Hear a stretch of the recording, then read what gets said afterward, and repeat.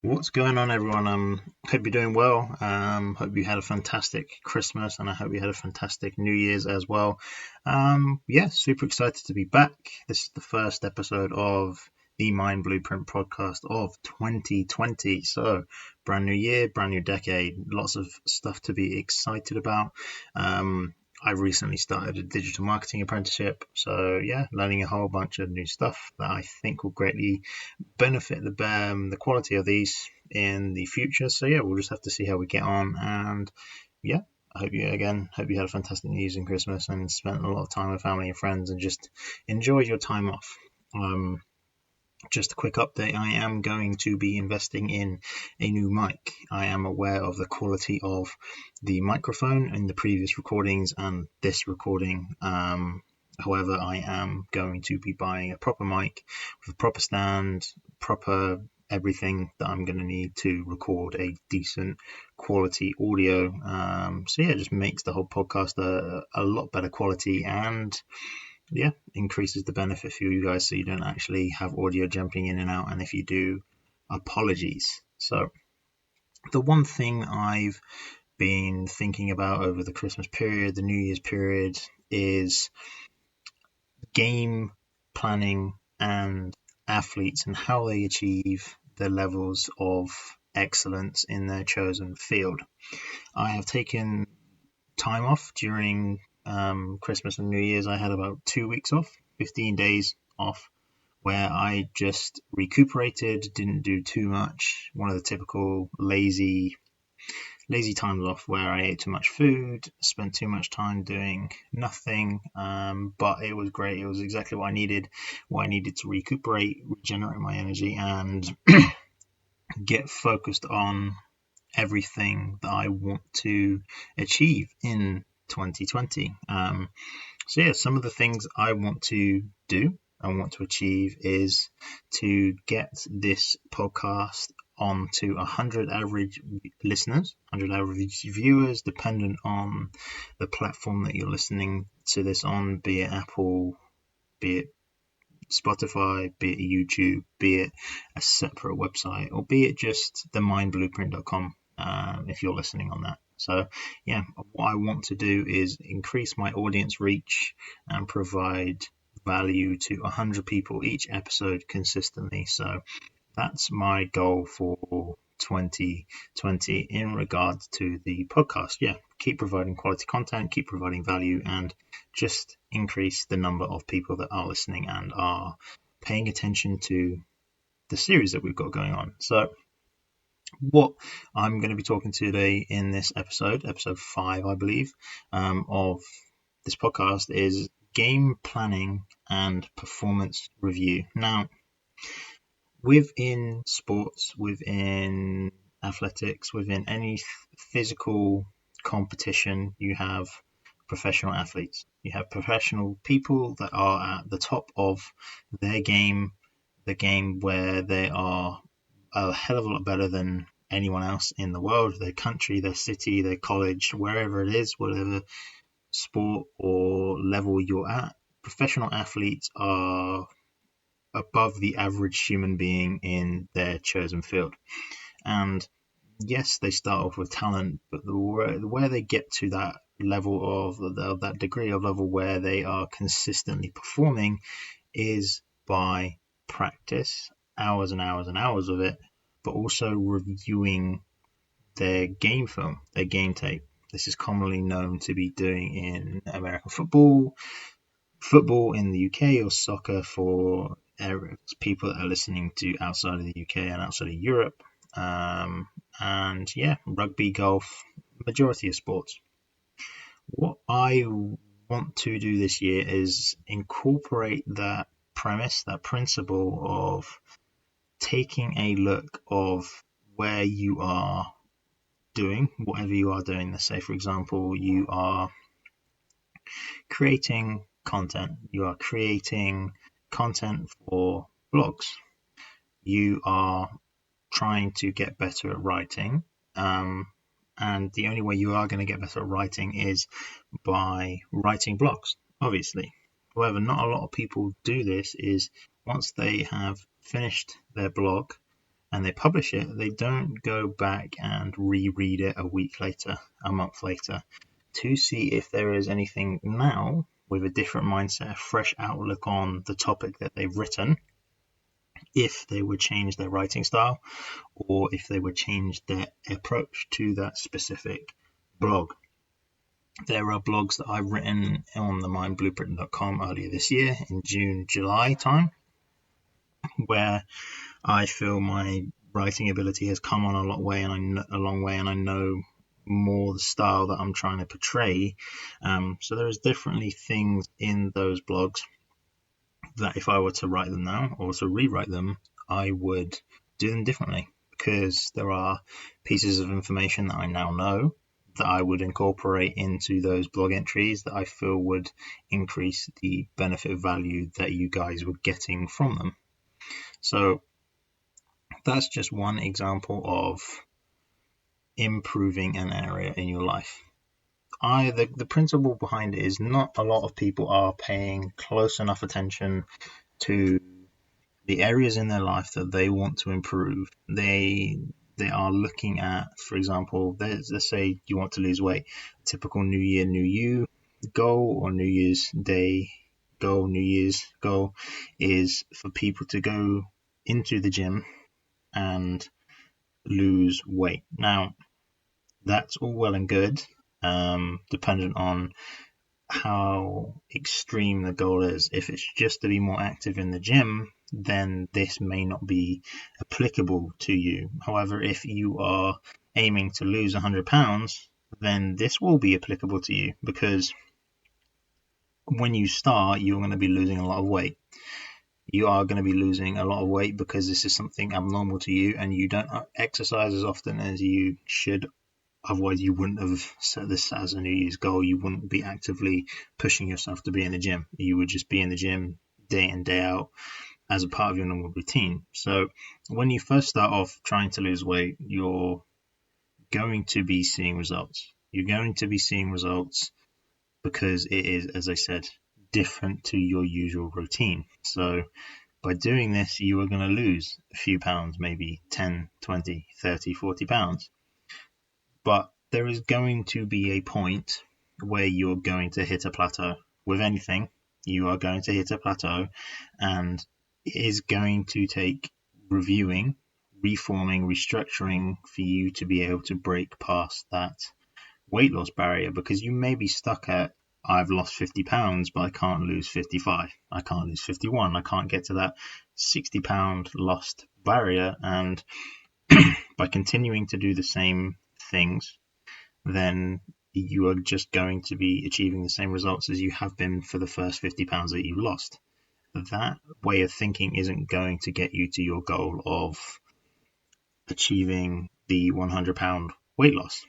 Now, if you are looking at your diet, B, the frequency of you going to the gym, how often are you doing it, and what you're doing at the gym, you will be able to identify areas where you can improve. This is the concept of performance review, game film. I'm going to say performance review because I like how it sounds. So the concept of performance review. You, by looking into your diet, by looking into how often you're going to the gym, by looking into the exercises you're physically doing while you're at the gym, you will identify areas that you can improve. If you're focused on weightlifting too much and your goal is to lose weight, then you should drop some of the time that you are spending on weightlifting and put it into cardio. By doing that, you may not gain as much muscle, but your goal is to lose weight. By focusing your energy and your mind on physically exercising more, by running, by rowing, be on the treadmill, whatever it is, some sort of cardio machine that gets you actively moving, you are going to be burning more energy than you would weightlifting. You won't be building as much muscle, but your goal is catered to firstly losing the fat. If you are only spending 30 minutes into the gym, you can slowly increase that by 5 minutes each week. So instead of 30, week 1, you go to 35. Week 2, you go to 40. week 3 you go to 45, and so on until you're at a point where A, it's working around your routine, and B, you are comfortable and you are seeing enough results where you don't need to increase it again. Some people spend 3 hours in the gym, and I personally feel like that's too long, so I tend to spend between 45 to an hour in the gym myself. And again, the final thing that you've identified is how often are you going to the gym? If you're only going to the gym 2 times a week, then you are going to eventually plateau, which you've now found. By increasing that to 3 days, you've now got a 50% increase in terms of exercise, in terms of how often you go to the gym. 2 divided by 2 is 1. So by increasing it by 1, it's a 50% increase. Now, that will just be one example of how you can use performance review as a useful tool to improve that certain area. Now, the reason why I want to talk about this in this context, in this period of the year, is because it's fresh in the minds of the new year and the people setting goals and actively trying to improve themselves or certain situations of your life. Now, for me, performance review in terms of outside of this podcast, I have mentioned it previously, but I'm a Forex trader, and that requires lots of photos and lots of tracking of previous trades, lots of data analysis, and looking at previous charts where I have taken trades. Now, I didn't used to actively do this, but I am starting to do this now and track what they look like before and what they look like after. If I won, I lost, my mental state and all of that. So it's a complete performance review of my job. This may be applicable to you in your career if you're trying to advance, if you're trying to stand out a bit more. You're going to need to look into your day in, day out routine. You're going to need to look into your routine at your work and what your attention is mainly focused on. If you're at work and you're trying to get a raise and you're spending a lot of your time talking to a colleague or going to the toilet, drinking water on your phone, then your performance is going to be hindered because your mind is somewhere else. Now, if you want the raise, if you want the promotion, you're going to need to refine your focus to the tasks at hand. And now I know, dependent on the days, especially Monday, people find it hard to concentrate and their performance isn't normally as high as it is, say, Wednesday in the middle of the week. That is applicable for me as well. However, in the context of people trying to get a promotion or a raise, then this is something you're going to need to look into. By taking a deep look into the area that you're actively trying to improve, yes, it may be painful because you're going to come to the realization that you may not be as good at the things that you thought you was. You may not be doing as well as you thought you was, because quite often the case, I have done this myself, where I believe that I am doing incredible, but then the next day, the next week, I actually take a look into what it is I've done, and it is nowhere near as good as I thought it was. So you're lying to yourself to make yourself feel better and not have that stress of coming to the realization that you are underperforming, you aren't achieving your potential. So it is and can be painful to do performance review because it cuts out the excuses, it cuts out the bullshit, and it only leaves facts and figures. It only gives you the information that is going to be helpful, and you can't hide from it, you can't lie about it, and it is the one thing that will keep you accountable and keep you progressing forward in 2020. Now, I believe performance review is the key for you to have a great start to the year, or just a great first quarter, or a great whole year, or even to push it to the extent of having a great decade, because we are now in the new decade, being the 2020. Still not used to putting 2020 instead of 2019. It's a bit weird. However, we need to be really, really, really honed into performance tracking, improving ourselves, personally developing and actively seeking to improve our circumstances. And performance review is the one thing that is going to allow you to get there. Now, that's pretty much it for me in terms of performance review. It will take a bit of time.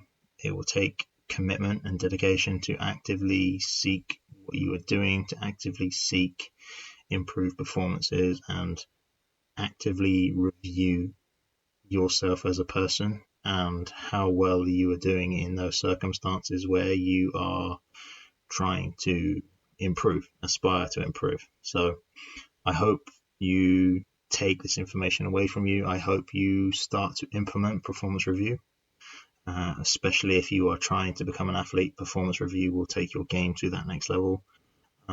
Speaking of game, I believe it's game time now to really, really, really knuckle down and get this 2020 started off to a great success. So I hope you've had, as I said, a fantastic New Year's, fantastic Christmas period. Hope you had great holidays, but unfortunately the holiday periods are over.